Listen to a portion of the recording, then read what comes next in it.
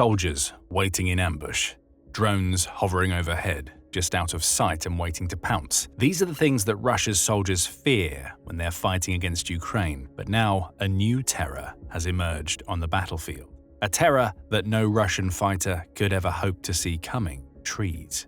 The very woodlands in which much of the fighting in the Ukraine war takes place are being turned against Russia. Ukraine has just come up with an ingenious way to turn a tree into a bona fide tank killer. On July 22nd, the Kyiv Post reported on the latest example of Ukrainian ingenuity and tactical innovation to reach the battlefield. Reporting on a video published by the Russian news outlet RAI Novosti, the Kyiv Post revealed that Russian soldiers have discovered that Ukraine has started hiding anti-tank mines inside lifelike tree stumps. A potentially devastating log was discovered in Russia's Kursk region, which you may remember as the oblast that Ukraine counter-invaded back in 2024. Russia believed it had eliminated all of Ukraine's soldiers from that region. The mine inside a tree stump shows that there's still plenty of danger that Putin's forces face as they patrol Kursk. Ukraine's innovative mine was likely hidden among a stack of similar-looking logs, the Kyiv Post reports. The idea here is simple. Logs are a common feature in the forested areas where much of the fighting takes place in the Ukraine war. A Russian tank passing through that forest wouldn't think much of a small stack of lumber, with its crew likely assuming it was left over from when Ukraine invaded Kursk. So the tanks drive over the wood. Then boom, the mine goes off and the Russian tank gets wrecked. Speaking about what his team had discovered, the deputy commander of the Russian unit that found the unique mine explained how Ukraine created it. On one side is the ammunition, on the other side is the wooden frame, Commander Bogdan Mironov told RAI Novosti. It turns out to be maximally disguised and unnoticeable for professionals. That's an interesting point. The only reason Ukraine's innovative tree mine was discovered is because the Russian demining team happened to be operating in the area where it was found. Most of Russia's military units don't have access to such teams. At best, they might have a handful of metal detectors if they know they're moving through a mined zone. But patrols in the forest of Kursk, they're likely left to their own devices, meaning Ukraine's wooden mine could easily catch them off guard. This time it didn't. But Ukraine will be playing the numbers game and has likely left behind several of these tree-based weapons in Kursk. Sooner or later, we're going to hear news about one of those mines catching a Russian patrol unawares. And when that happens, that patrol will be devastated. Why? Ukraine is hiding very powerful anti-tank mines in tree stumps. Mironov reports that the specific mine his team discovered was a PTM-3, which is an anti-tank mine that was originally designed to be dropped from helicopters so they would land in front of advancing enemy units. The mine can also be fired from several types of multiple-launch rocket systems and planted using mining machines. Ukraine didn't use any of these tools. Instead, it clearly planted the mine manually, creating an elaborate form of tree camouflage that it hoped Russia wouldn't be able to detect. If one of Putin's tanks rolled over that mine, it would have triggered a weapon capable of delivering 10 pounds of highly concentrated explosive force that's capable of penetrating up to 3.9 inches of armor. That's more than enough to take out a tank's tracks and potentially damaging the vehicle's body. Collective awareness to UXO provides more details, revealing that the PTM-3 isn't a Ukrainian invention. It's actually a Russian mine, meaning Ukraine likely has a stockpile of them left over from the time when it was part of the Soviet Union. The mine is already difficult to spot in woodland. It has an olive-drab coloring combined with black-painted markings, allowing it to blend into its surroundings. It's rectangular, making it easy to bury or simply hide away among debris. Plus, it has a magnetic influence fuse that generates a magnetic field, which acts as the mine's triggering mechanism. After it's laid, the mine takes about 60 seconds to arm itself, after which it lies in wait. As soon as an armored vehicle such as a tank drives over the mine, fluctuations created in the magnetic field around the mine cause it to trigger and detonate. It's here where the mine's rectangular shape comes into play. That simple body is home to shaped charges that create an explosion powerful enough to penetrate a tank and kill the crew inside. Worryingly for Russia's infantry, this anti-tank mine can also act as an anti-personnel mine. It's extremely sensitive to changes in its surrounding magnetic field, meaning one wrong step onto the mine could spell the end for a soldier. Russia's demining crew will be very happy that it found this powerful, camouflaged mine. But the question has to be asked, why is Ukraine hiding mines inside trees? Bulgarian military provides some potential answers in its report on Ukraine's unique mine. It says that using a tree as camouflage makes an already difficult-to-spot mine practically invisible to the naked eye. It's also a clever use of surroundings. When you're surrounded by woodland and chopped logs, how are you supposed to know which, if any, of the lumber is home to a landmine? You can't, which is the point.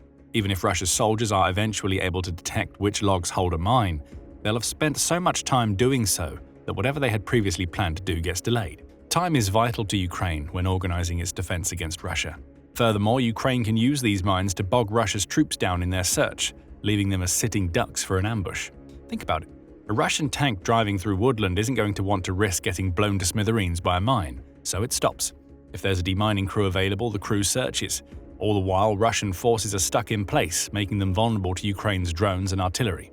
It's the classic rock-and-a-hard-place situation. There's no right choice for Russia's soldiers. They either push on without checks, risking the triggering of anti-tank mines, or they stop and make themselves vulnerable to other weapons.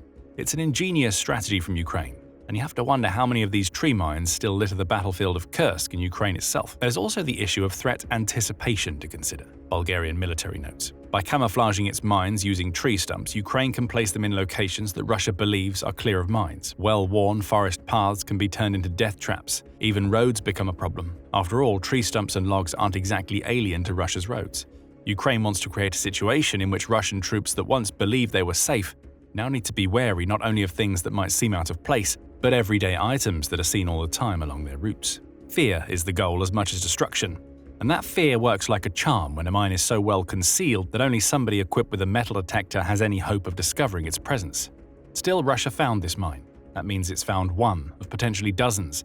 But the bigger story here is what this discovery really means for the Ukraine war, starting with something that Putin doesn't want to admit. Kursk is still very much an active war zone. We mentioned earlier that Ukraine managed to counter-invade Kursk back in August 2024. The incursion marked the first time since World War II that an enemy force had made its way onto Russian territory, making it a huge humiliation for Putin. He has positioned himself as the strongman of Russian politics, the only man who can protect Russia from its enemies.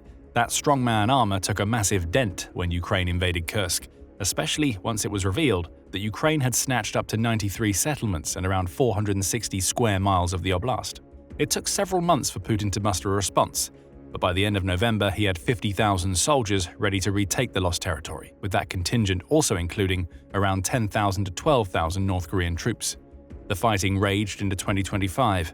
Eventually, Russia came out on top, or so Putin claimed. By the end of April, CNN was reporting that Russia was claiming to have recaptured all of its lost Kursk territory, with Putin stating, "The Kyiv regime's adventure has completely failed."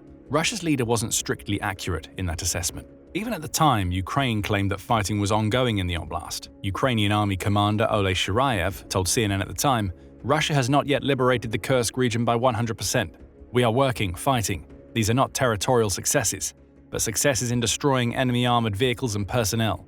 As much as Putin wanted to act like everything was under control in Kursk, it clearly wasn't. Fast forward to July and the Kursk problem is still a thorn in Putin's side. On July 8th, the commander-in-chief of Ukraine's armed forces, Alexander Syrsky, claimed that Ukraine was retaking positions in Kursk and the other border region of Belgorod. On a day when Syrsky reported 188 combat clashes with Russia, he told people on Telegram that he emphasized the restoration of positions and holding territories in the Kursk and Belgorod regions of the Russian Federation during a meeting with the Ukrainian President Volodymyr Zelensky. Syrsky concludes his message, adding, "We continue to restrain a significant enemy group in the border area. The enemy will find no peace here." That's a massive problem for Putin. He wants the world to think that Kursk is back under Russia's control, but Ukraine is claiming to be retaking territory in the oblast. That raises questions about the mine that Russia's forces just discovered. Was it left over from the first time that Ukraine invaded Kursk?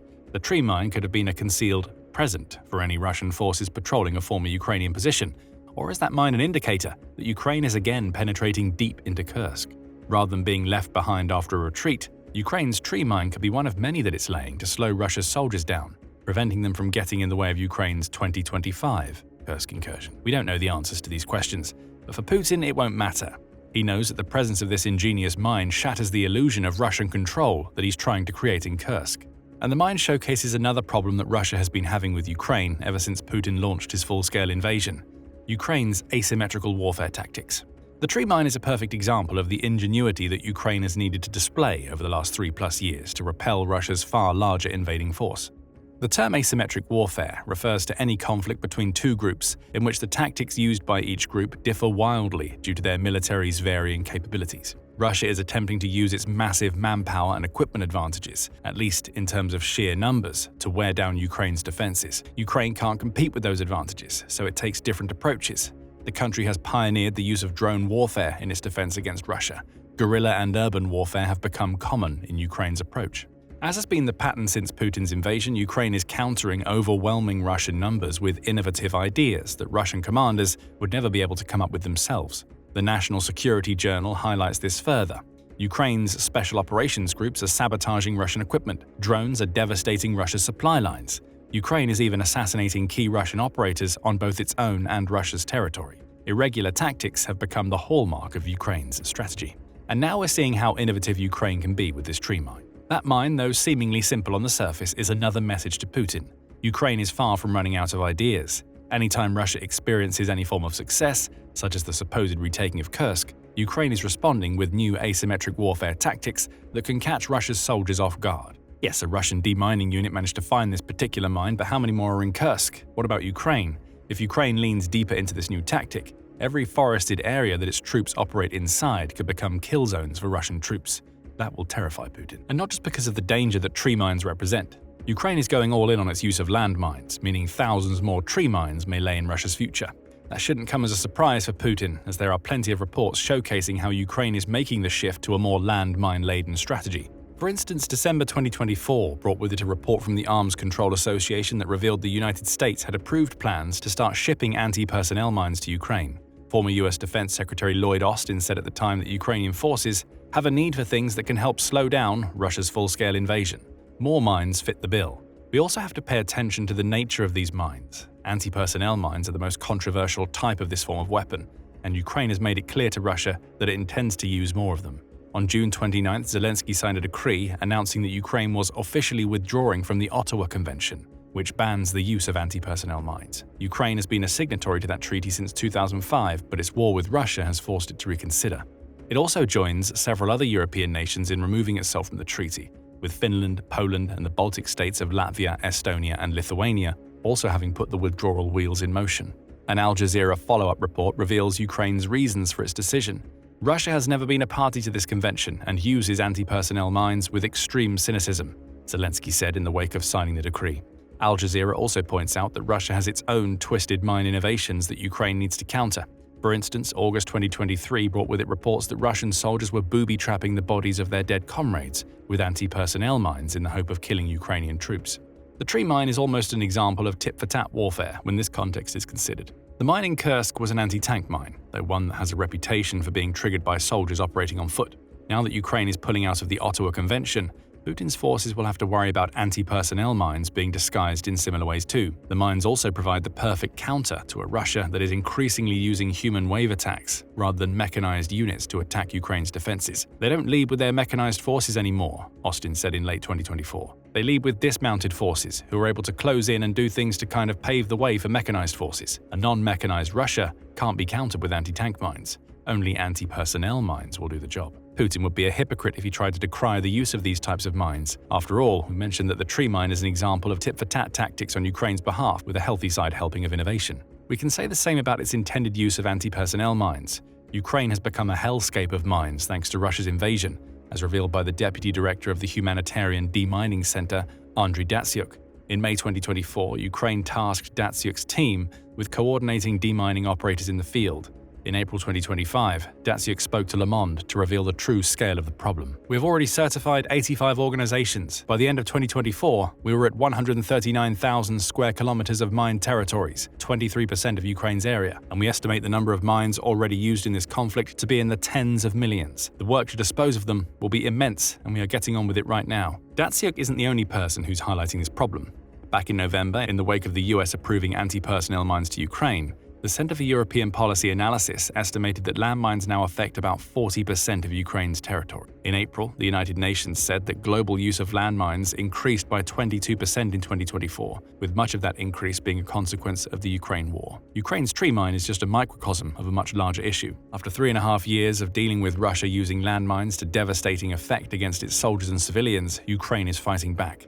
Hidden tree mines in Kursk are intended to achieve the same thing that Russia's mines laced throughout occupied Ukraine are supposed to do: either hurt those who are unfortunate enough to stumble upon them, or cause a slowdown in operations that gives Ukraine time to breathe. The odds are that it won't just be anti-tank mines being hidden in the Kursk woodland. Soon, anti-personnel mines will join them, perhaps also concealed by trees, giving Ukraine more opportunities to push on in territory that Putin thought was back under Russian control. Finally, let's come back to the nature of the tree mine that Russia's forces discovered. It was an anti-tank mine, and Putin knows that Russia can't afford to lose many more tanks. According to Ukraine's Ministry of Finance, Russia has lost 11,046 tanks between Putin's initial February 2022 full-scale invasion and July 24, 2025. That's a massive number that roughly equates to about 269 tanks per month. We mentioned earlier that Ukraine wants to use anti-personnel mines to counter Russia's increasing use of on-foot assaults. These massive tank losses are the reason why Russia is using fewer mechanized units. It doesn't have many more to spare. And worse yet, it's not replacing the tanks that it's losing. On July 11th, Novaya Gazeta reported on Ukrainian intelligence that suggests that Russia will run out of usable tanks by the end of 2025. Along with that, its armored vehicle reserves will also be exhausted. Russia is already struggling with acute shortages of its main battle tanks, including T-72s and the supposedly ultra-modern T-90M. Those shortages have already pushed it into using old tanks such as the T-62 in Ukraine. The Russian news outlet Tubior said at the start of July, Russia only has 251 tanks in its reserves that are believed to be in good condition. There are another 1,804 tanks that are in poor condition, meaning they'll need extensive maintenance before they ever reach the field. That maintenance takes time and parts, which are both things that are in short supply for Russia. Ukraine's tree mines are only going to exacerbate this problem. As we said earlier, Russia has only found one of these mines. There are likely many more in Kursk and elsewhere, all lying in wait for Russian tanks. The only thing Putin's forces can do about these ingenious mines is to slow down and waste time they don't have trying to detect them. That plays right into Ukraine's hands because of the catch-22 we mentioned earlier. Slow down and allow Ukraine to prepare ambushes, or push through and lose more tanks when stockpiles are critically low. Neither option is good for Russia, which makes Ukraine's tree mines a potentially vital weapon as the war moves deeper into 2025. And it's not just tree mines signifying that Ukraine is still fighting for territory that Putin thought he controlled. Crimea is another major target. They said Ukraine could never retake Crimea. They were dead wrong, as a route to reversing Russia's annexation of the peninsula has opened up to Ukraine. Learn what that route is in our video, and remember to subscribe to The Military Show for more videos covering Ukraine's latest innovations in its war against Russia. And thank you, as always, for watching.